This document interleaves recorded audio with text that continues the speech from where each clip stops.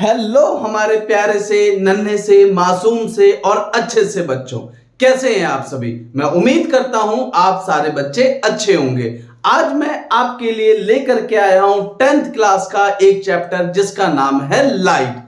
तो पहले हम ये देखते हैं कि प्रीवियस ईयर के क्वेश्चन अगर हम बात करें लास्ट टाइम में कैसे क्वेश्चन आए हुए हैं और उनका वेटेज क्या है। तो मैंने आपके लिए एक ग्राफ लेकर के आया हूं।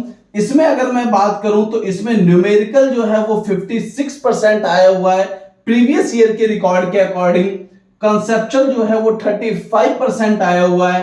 प्रैक्टिकल बेस्ड जो है वो 5% आया हुआ है और फैक्ट बेस्ड की बात करूं तो वो हमारा 4% आया हुआ है। यानी कि हमारे लिए जो ज्यादा इंपॉर्टेंट है वो क्या है बेटा, न्यूमेरिकल है। क्यों? क्योंकि न्यूमेरिकल की वेटेज कितनी है, इसमें 56% है। तो मैं आपको विश्वास दिलाता हूं कि अगर आपने हमारा ये पूरा प्लेलिस्ट देखा तो आपका ये न्यूमेरिकल के साथ आपके सारे ये जितने भी क्वेश्चंस हैं वो सारे आपके टॉपिक्स कवर हो जाएंगे। चलिए शुरू करते हैं हम आज का लेक्चर। अगर हम बात करें बेटा लाइट की, तो लाइट क्या है, सबसे पहले हम ये समझते हैं लाइट है क्या। Light is a form of energy. Light क्या है बेटा, एक एनर्जी का फॉर्म है जिसकी वजह से हम कोई भी चीज देख पाते हैं। तो बेटा क्या सिर्फ और सिर्फ लाइट ही एक ऐसा सोर्स है जिसकी वजह से हम कोई चीज देख पा रहे हैं? आंसर है नो। लाइट के साथ हमारी आंखें भी होनी चाहिए जिसकी वजह से हम किसी भी ऑब्जेक्ट को देख पाते हैं। अगर हम बात करें अपने नेचर में कई सारे आपने ऐसे फिनोमेना देखे होंगे या आपने अपने आसपास देखा होगा। क्या देखा होगा बेटा, जब आप एक ग्लास लेते हो और ग्लास में अगर पानी भरा हुआ होता है और अगर आप उसमें एक पेंसिल या पेन डालते हो तो वो एक बेंड दिखाई देता है।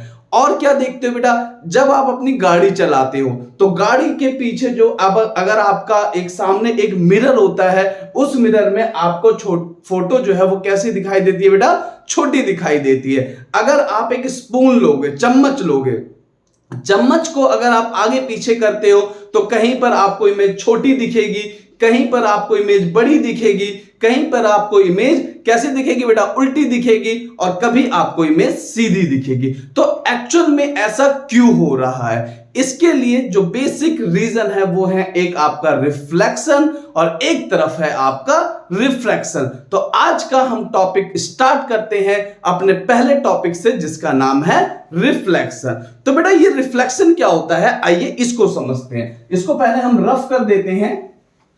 चलिए बेटा रिफ्लेक्शन का टॉपिक आज हम स्टार्ट करेंगे।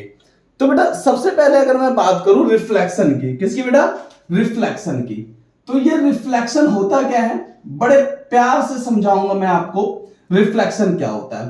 तो रिफ्लेक्शन होता है, रिफ्लेक्शन इज बाउंसिंग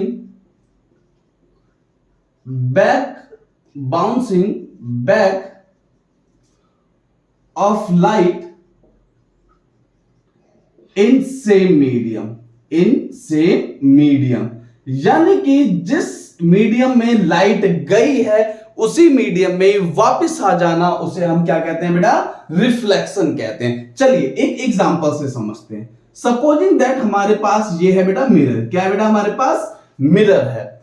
इस मिरर में जो रे आई है उसे हम कहते हैं बेटा इंसिडेंट रे। कौन सा रे कहेंगे बेटा, उसे हम इंसिडेंट रे कहेंगे। साथ में बोलते भी चलेंगे और कॉपी और पेन आप जरूर रखेंगे अपने साथ, और जो भी हम बोर्ड पे लिखेंगे उसको आप क्या करते जाओगे बेटा, उसको आप लिखते हुए जाओगे, क्योंकि यही नोट्स आपके साथ काम आएंगे। इसके अलावा आपके साथ कोई भी काम नहीं आएगा। चलिए बेटा सबसे पहले अगर मैं बात करूं, जो रे आई है उसे हमने क्या नाम दिया बेटा, इंसिडेंट रे दिया, और जो रे इसके बाद रिफ्लेक्ट होकर के गई है उसे कहते हैं रिफ्लेक्टेड रे। कौन सा रे कहेंगे बेटा, रिफ्लेक्टेड रे कहेंगे। इस वाले को क्या कहा हमने, इंसिडेंट रे, इस वाले को क्या कहा हमने, रिफ्लेक्टेड रे। यानी कि लाइट अगर एयर में आई है तो वो एयर में ही ट्रेवल कर गई है, that is a reflection, that is a reflection. लेकिन अगर लाइट एयर में आई है और वाटर में ट्रेवल कर गई है, यानी लाइट ने अपना मीडियम चेंज कर लिया है, तो उसे रिफ्लेक्शन नहीं कहते हैं मेरे प्यारे बच्चों, उसे कहते हैं रिफ्रैक्शन। क्या कहते हैं बेटा, उसे हम रिफ्रैक्शन, क्या कहते हैं बेटा, उसे हम रिफ्रैक्शन कहते हैं। Is it clear? तो रिफ्लेक्शन में क्या है बेटा, जिस मीडियम में लाइट आई है उसी मीडियम में वापस जाती है। रिफ्रैक्शन में क्या है, जिस मीडियम में लाइट आती है उसके दूसरे मीडियम में लाइट बेंड हो जाती है, उसे हम क्या कहते हैं बेटा, रिफ्रैक्शन कहते हैं। तो यही दो फिनोमेना हमें लाइट के चैप्टर में पढ़ना है, पहला जिसे हम रिफ्लेक्शन कहेंगे और दूसरा जिसे हम रिफ्रैक्शन कहेंगे। चलिए अब हम अपने टॉपिक पे वापस आते हैं, दैट इज अ रिफ्लेक्शन। इस वाले रे को क्या कहा बेटा हमने, इंसिडेंट रे। इस वाले रे को हमने क्या कहा, रिफ्लेक्टेड रे कहा। अब हम इसके लॉज को समझते हैं, किसको बेटा, लॉज को, लॉज ऑफ रिफ्लेक्शन। क्या कहता है लॉज ऑफ रिफ्लेक्शन, चलिए बेटा समझते हैं। लॉज हमें ये बताता है, ये वाली है इंसिडेंट रे, ये है रिफ्लेक्टेड रे। हम क्या करते हैं बेटा, यहां पर हम एक नॉर्मल ड्रॉ करते हैं। बेटा एक चीज समझना ध्यान से, नॉर्मल के साथ ये जो नॉर्मल है, इस नॉर्मल के साथ जो इंसिडेंट रे एंगल बनाती है उसे हम कहते हैं एंगल आई। एंगल आई का मतलब बेटा एंगल ऑफ इंसिडेंस। क्या कहते हैं बेटा इसे हम, एंगल ऑफ इंसिडेंस कहते हैं। चल बेटा आगे देखते हैं, नॉर्मल के साथ रिफ्लेक्टेड रे जो एंगल बनाती है उसे हम एंगल आर कहते हैं, that is angle of reflection. तो बेटा दो चीजें क्लियर हो गई, एंगल ऑफ इंसिडेंस क्लियर हो गया और एंगल ऑफ रिफ्लेक्शन क्लियर हो गया। लेकिन बेटा एक चीज का ध्यान रखना है, मिरर के साथ, ये मिरर है बेटा, मिरर के साथ जो इंसिडेंट रे एंगल बनाती है उसे हम एंगल ऑफ इंसिडेंस नहीं कहते हैं, इसीलिए मैंने इसे कट कर दिया है। तो एंगल ऑफ इंसिडेंस क्या है, नॉर्मल के साथ इंसिडेंट रे ने जो एंगल बनाया, that is called the angle of incidence.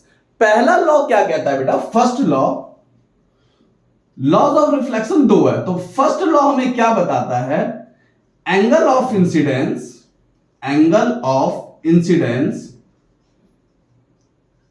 Is always equal to angle of reflection. क्या बेटा, angle of incidence is always equal to angle of reflection. इसका मतलब ये है बेटा, अगर यहां पे ये 30 डिग्री का एंगल बनाया है तो इधर भी कितनी डिग्री का एंगल बनेगा बेटा, 30 डिग्री का एंगल बनेगा। It is our first law, angle I is always equal to angle R. Second law क्या कहता है बेटा, सेकंड लॉ, सेकंड लॉ हमें यह बताता है कि इंसिडेंट रे, कौन सा रे बेटा, इंसिडेंट रे। इंसिडेंट रे कौन सा बेटा, जो रे आ रही है, that is a incident ray. Incident ray, reflected ray, reflected ray and normal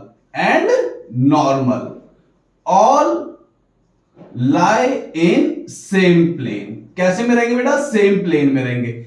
इसका मतलब क्या है बेटा, इसका मतलब यह है, अगर इंसिडेंट रे इस तरीके से आई है तो रिफ्लेक्टेड रे इसी प्लेन में जाएगी। ऐसा नहीं होगा इंसिडेंट रे ऐसे आई और रिफ्लेक्टेड रे इधर मूव करके, या इंसिडेंट रे ऐसे आई रिफ्लेक्टेड रे इधर मूव करके, नहीं, अगर वो एक्स वाई प्लेन में है तो वो एक्स वाई प्लेन पे ही काम करेगी।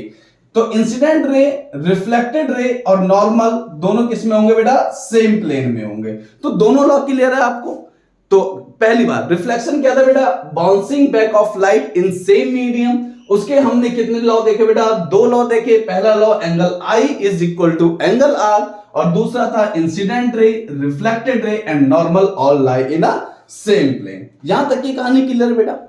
अगर मैं अब बात करूं रिफ्लेक्शन की, किसकी बेटा, रिफ्लेक्शन की, तो रिफ्लेक्शन टू टाइप्स के हो सकते हैं। कितने टाइप्स के बेटा, टू टाइप्स के, टाइप्स ऑफ रिफ्लेक्शन। पहला जिसे हम कहते हैं रेगुलर रिफ्लेक्शन, कौन सा बेटा, रेगुलर रिफ्लेक्शन, और दूसरा जिसे हम कहेंगे इरेगुलर रिफ्लेक्शन। कौन सा बेटा, इरेगुलर रिफ्लेक्शन। बेटा रेगुलर रिफ्लेक्शन कहां देखते हैं, रेगुलर रिफ्लेक्शन हम देखते हैं मिरर में। कहां देखते हैं बेटा, मिरर में, यानी जो सरफेस वेल पॉलिश्ड होता है, जहां पर हम अपना ऑब्जेक्ट अगर हम है तो इमेज पूरा हमें क्लियरली दिखाई देता है, तो वहां पर होता है रेगुलर रिफ्लेक्शन। और रेगुलर रिफ्लेक्शन के लिए एंगल आई की जो वैल्यू है वो हमेशा एंगल आर के बराबर होनी चाहिए। यानी यहां पर जो हमने देखा है that is a regular reflection. Irregular reflection कैसा होता है बेटा, इरेगुलर रिफ्लेक्शन हमेशा जो होगा वो कैसे सरफेस पे होगा बेटा?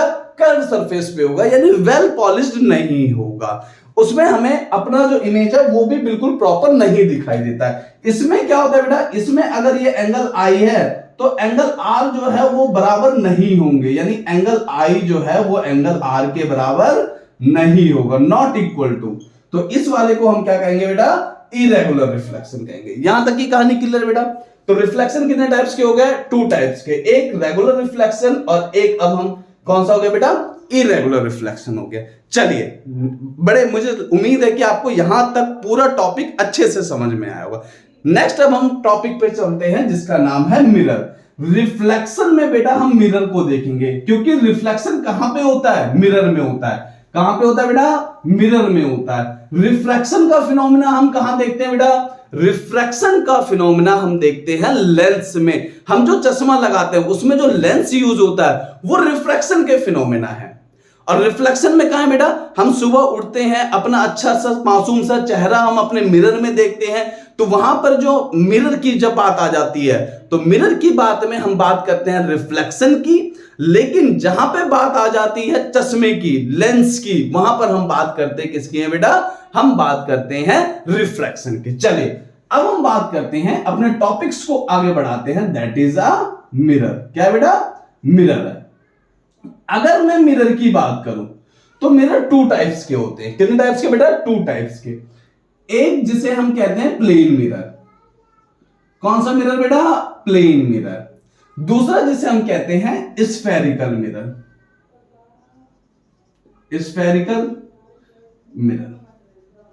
देखो बेटा, प्लेन मिरर तो आप सभी ने देखा होगा। कहां देखा होगा? जब हम मॉर्निंग में उठते हैं, जो हम वॉशरूम में हमारे घरों में लगा हुआ रहता है, वो हमारा होता है प्लेन मिरर। स्फेरिकल मिरर आप लोग कहां देखते हो बेटा? स्फेरिकल मिरर आपने देखा होगा गाड़ियों में। गाड़ियों में जो साइड व्यू जो मिरर होता है, रियर व्यू मिरर जिसे हम कहते हैं, वहां पर कौन सा मिरर होता है बेटा? वहां पर स्फेरिकल मिरर के टाइप्स वाला मिरर होता है, यानी कॉन्वेक्स मिरर यूज होता है।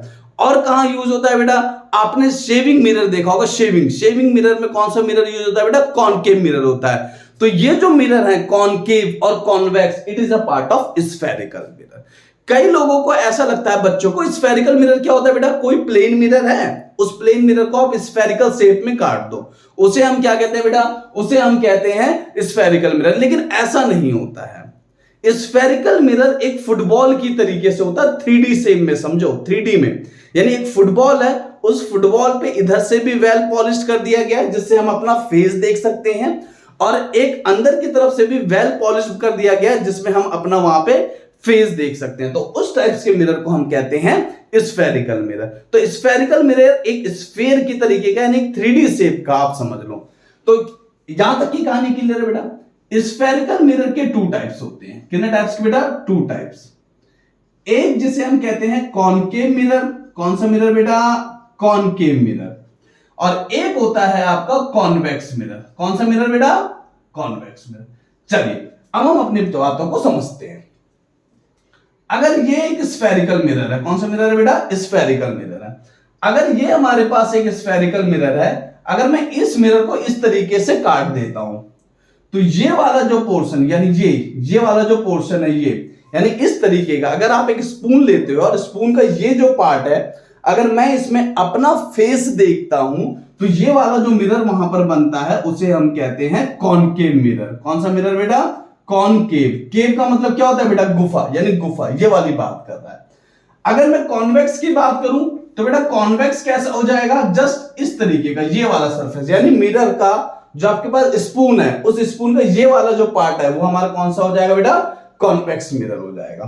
तो मिरर की कितने टाइप्स हो गए बेटा? 2 टाइप्स। कौन कौन सा? एक जिसे हम कहते हैं कॉनकेव मिरर और दूसरा जिसे हम कहते हैं कॉन्वेक्स मिरर। यहां तक की कहानी क्लियर है बेटा?